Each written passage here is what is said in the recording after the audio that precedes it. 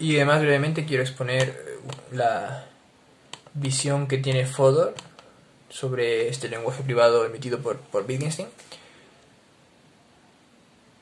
No es que esté en particular de acuerdo o que me suene especialmente bien lo que dice Fodor en otros aspectos, pero creo que respecto a lo de Wittgenstein, pues además la primera parte del texto es de Luis Valdés y el paper que quiero leer, que es más interesante, es de Pascual Martínez Freire.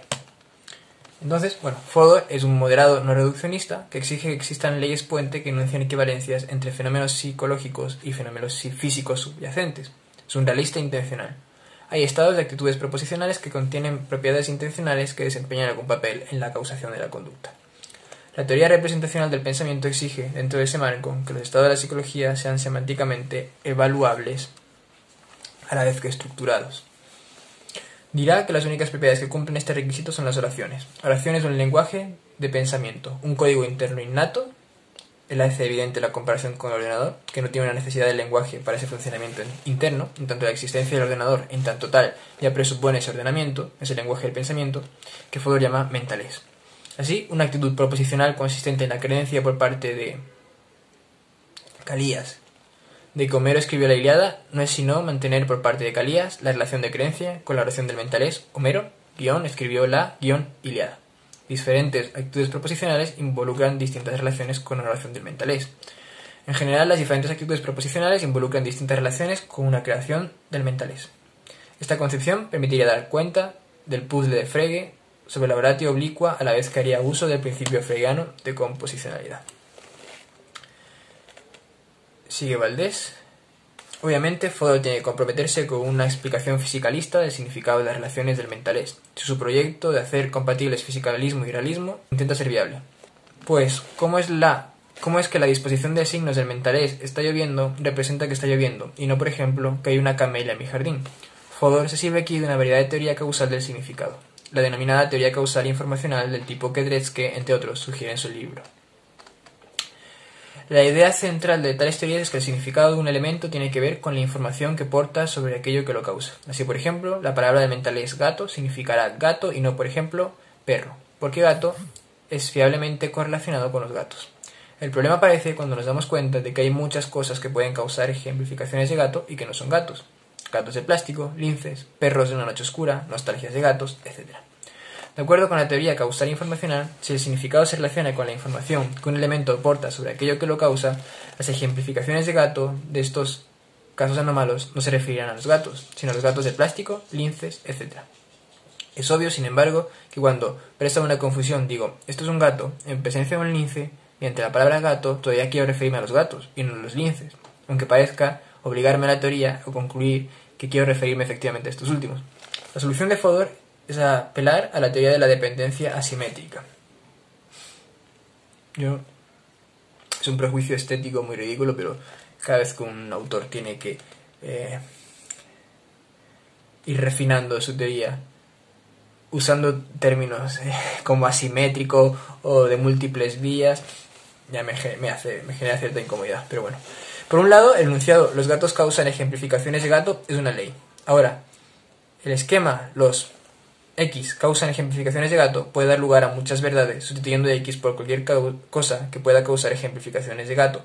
Fodor afirma que entonces hay ciertamente una dependencia entre múltiples verdades obtenidas a partir de 2 y de 1, pero esta dependencia es asimétrica. Tal como se expresa en el contrafáctico, si los gatos no causasen ejemplificaciones de gato, los gatos de plástico, los linces, los perros en una noche oscura no causarían ejemplificaciones de gato. Dicho de otra manera, el que los gatos de plástico causen ejemplificaciones de gato depende de la ley 1, pero esto no depende de las verdades obtenidas aparte de la ley 2. Esto es una exposición favorable a Fodor, quiero decir, pero si cualquier cosa es el mentalés, ninguna cosa es el mentalés, ¿no? Parece lo que decía Hegel sobre que por medio de la noche todas las vacas son negras. Si bajo determinada situación o contexto nos vemos orientados a establecer un parecido de familia entre un ente y otro, y por distintas circunstancias esto se debe hacer con todos los entes, pues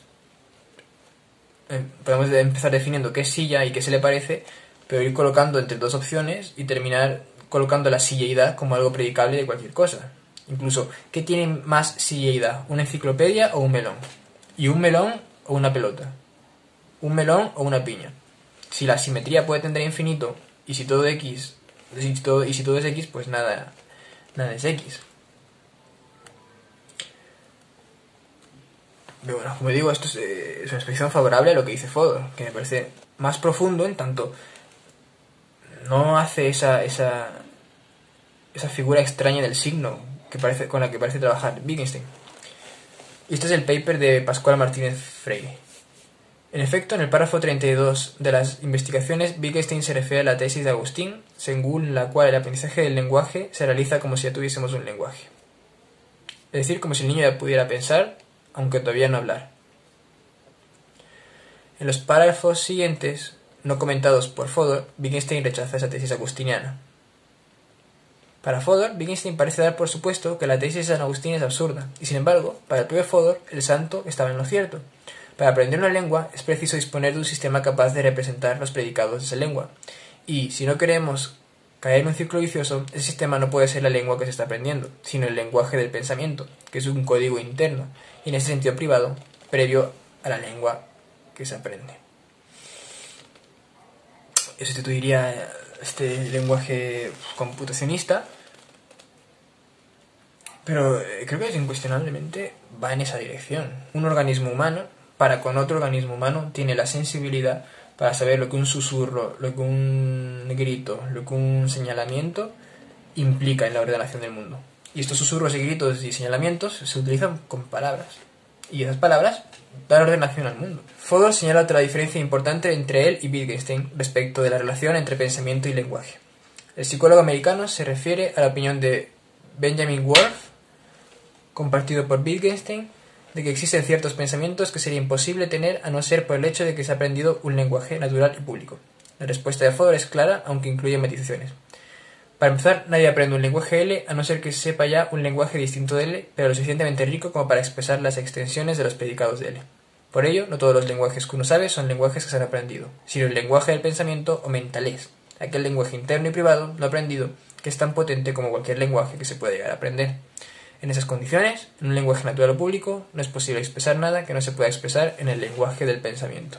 En Fodor, el desafío del argumento del lenguaje privado de Wittgenstein para la noción del lenguaje del pensamiento consiste en mostrar cómo es posible que el organismo se relacione con las formas lingüísticas mediante algo que no sean convenciones públicas. La respuesta de Fodor señala que, mientras en el caso de los lenguajes públicos o naturales, la relación del hablante con las fórmulas lingüísticas está mediada por su adhesión a las convenciones que regulan el lenguaje, en el caso del lenguaje del pensamiento o código interno, la relación del organismo con las fórmulas lingüísticas está determinada nomológicamente, por la estructura innata del sistema nervioso. Dicho de otro modo, la relación del organismo con las fórmulas internas no consiste en convenciones públicas, sino en relaciones nomológicamente necesarias en el sistema representacional interno.